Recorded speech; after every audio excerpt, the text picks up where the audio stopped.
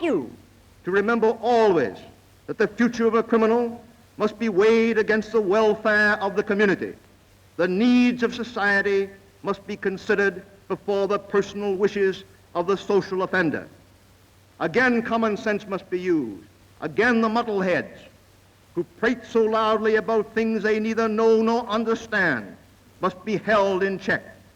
There must be a recasting of the public mind toward giving the honest man a better chance to reestablish his position in society by keeping the true enemies of society where they belong and where they deserve to be.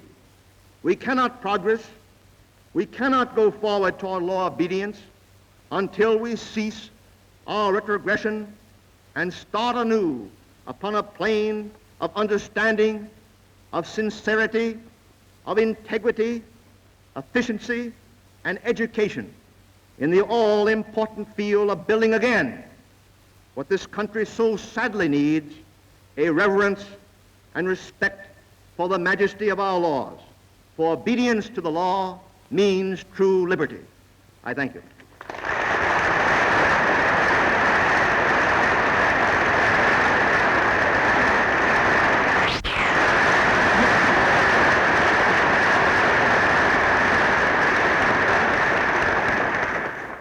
At every gathering of our holy name men, the pledge which we announced at the beginning is pronounced solemnly, that we pledge our support in honor of his divine name to all lawful authority, both civil and religious.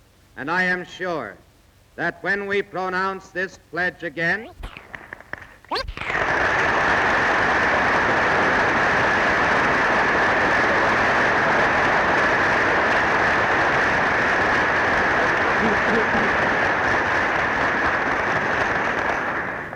we regret that